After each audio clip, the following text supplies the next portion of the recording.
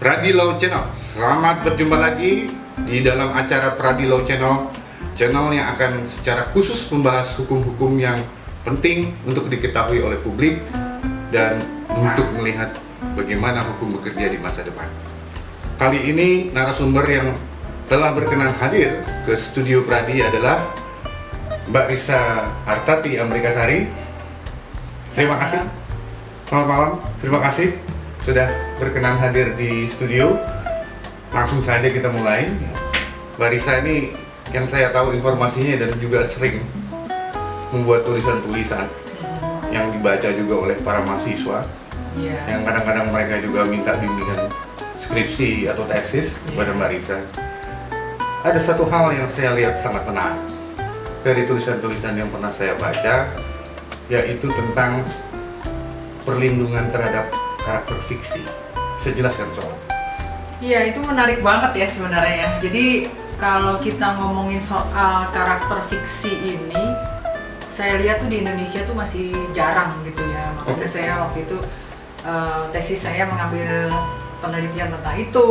Terus kemarin waktu saya kuliah, jadi saya tuh sudah lulus S2 hukum, tapi karena saya mau jadi advokat, saya turun lagi tuh, jadi kuliah S1 lagi ya. Terus sebelumnya S1-nya apa ya? Saya S1-nya sastra. Jadi ya ada hubungannya lah gitu ya kalau kita ngomong soal hak cipta gitu ya. Nah, terkait dengan karakter fiksi itu tadi, Pak Dwi suka nonton film ini nggak? Film-film Hollywood tuh yang kayak produksinya Marvel gitu ya, misalnya Iron Man. Wah, suka sekali. Saya nonton. Ada lagi Captain America. Fiksi tapi gitu ya, itulah. Menarik sekali. Jadi itu yang disebut karakter fiksi itu adalah tokohnya gitu ya. Jadi tokoh itu nggak nyata gitu ya, makanya disebutnya karakter fiksi. Nah, karakter fiksi tadi itu ada di dalam sebuah karya cipta. Bisa di dalam film, bisa di dalam games, bisa di dalam novel gitu. Jadi kalau di luar negeri saya lihat sudah banyak yang meneliti tentang itu, tapi di Indonesia masih jarang. Jadi saya sangat tertarik meneliti tentang itu. Nah, itu menjadi unik ketika karakter fiksi tadi orang kan bingung ya. Dia terbentuknya tuh kapan gitu. Sementara hak cipta itu kan satu syarat utamanya untuk mendapatkan perlindungan hak cipta itu ciptaan tadi telah selesai diwujudkan dalam bentuk nyata. Dan ini belum berwujud ya? Dalam istilahnya fiksasi gitu ya, kalau bahasa Inggrisnya fixation. Sementara karakter fiksi kan wujudnya apa ya gitu. Orang kan ketika dia membaca novel, imajinasinya sendiri yang berkembang.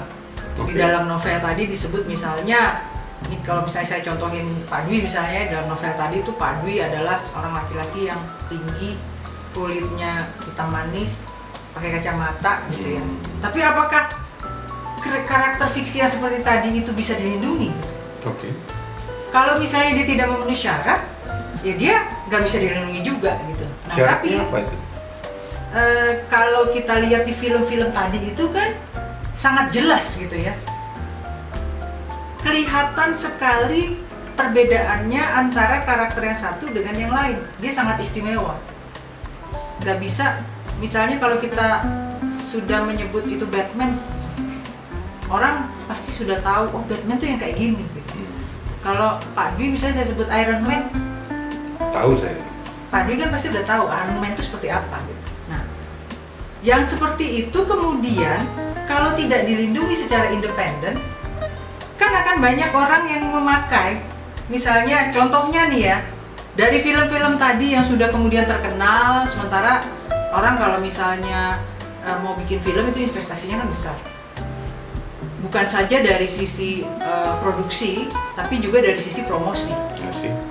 Tapi kemudian orang bisa seenaknya kemudian membuat cindera mata dengan tokoh-tokoh tadi gitu kan. Bebas dapat uang karena filmnya terkenal, filmnya disukai banyak orang, oh bikin gue gitu, cindera matanya ya itu. Jadi yang membuat karakter fiksi itu penting untuk dilindungi secara individu ada itu. Tadi Pak Dwi nanya syaratnya apa ya? Syaratnya itu harus jelas gitu, harus istimewa, harus khusus. Setiap orang yang mengenal atau membaca atau melihat atau paling tidak hanya mendengar namanya itu sudah bisa tahu, oh ini langsung muncul di bayangan kepalanya kalau ngomong soal Iron Man pasti adalah yang pakai baju robot kayak robot gitu ya, terus yang orangnya pinter, yang orangnya ahli berkelahi, tapi bisa dengan bermacam-macam alat modern segala macam gitu. Kayak gitu teknologi dan seperti itu. Jadi syaratnya itu.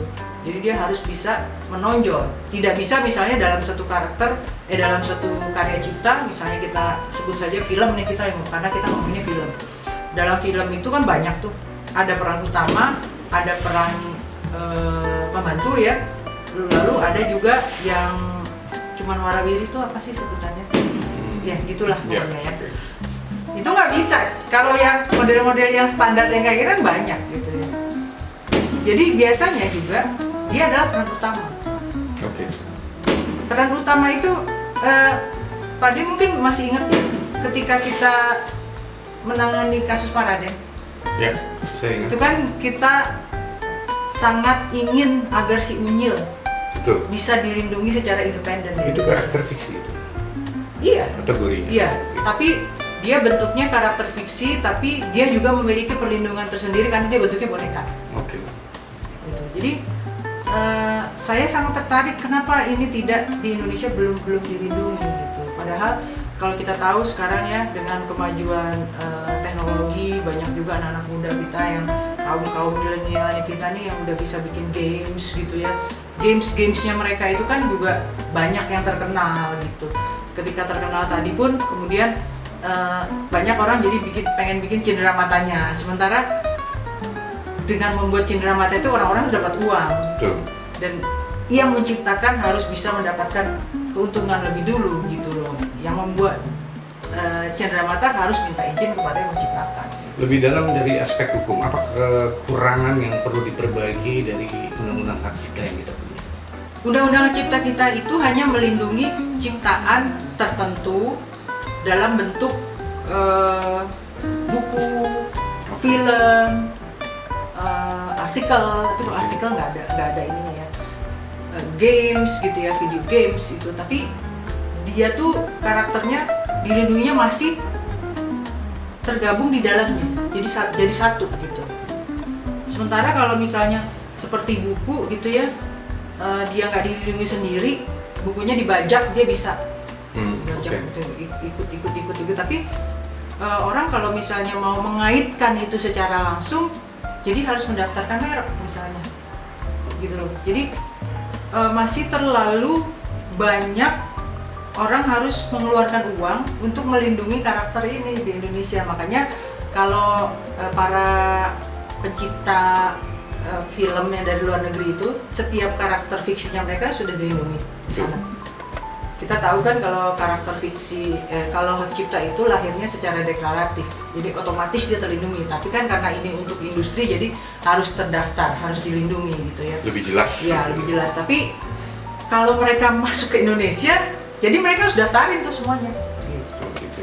Jadi perlindungannya harus didaftarkan mereknya. Sementara merek tuh bagaimana? Merek itu harus dipakai untuk barang-barang. Kalau nggak dipakai untuk industri perdagangan, mereknya jadi nggak bisa, jadi mati. Jadi otomatis terhapus dalam waktu berapa tahun? 3 tahun atau 5 tahun gitu ya. Seperti itu. Jadi investasi di bidang itu kalau kita ingin meningkatkan kesadaran masyarakat untuk mendaftarkan, ya harus dilindungi. Bisa dilindungi secara independen supaya mereka juga bisa berhemat. Dengan mereka berhemat, mereka mendaftarkan, itu mereka nggak pusing lagi. Oh bagaimana ya biaya pendaftarannya terlalu tinggi gitu ya. Sementara mereka masih harus berkarya lagi gitu. Dengan menyederhanakan seperti itu, dengan hukum yang bisa dipakai seperti itu, jadi mereka itu juga tidak lagi ada rasa was-was. Jadi mereka lebih fokus untuk mengembangkan lagi karya-karya ciptanya tadi.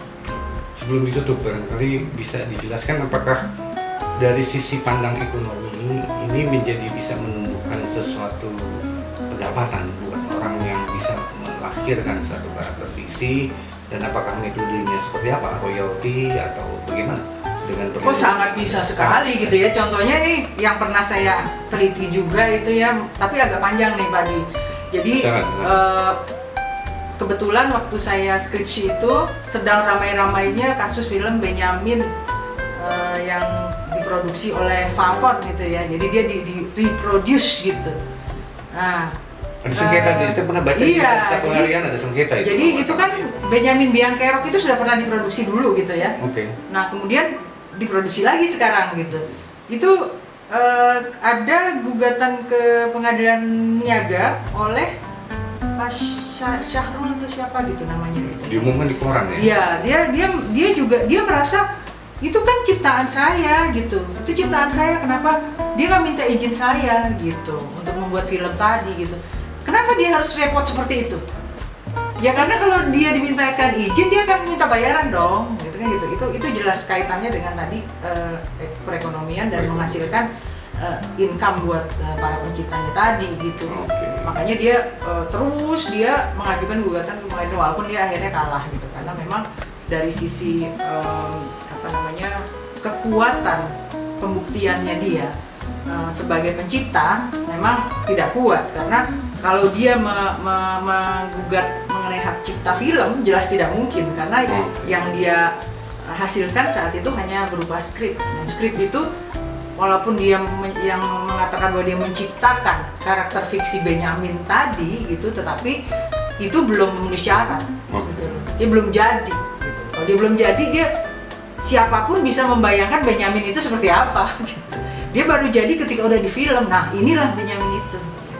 Jadi kalau lihat cerita penjelasan ilmiah seperti ini, kalau mau berperkara di pengadilan, berarti kita harus juga dibantu oleh orang yang ahli ya, karena kelihatannya complicated ya, nggak bisa sembarangan. Itulah makanya saya tertarik hak cipta.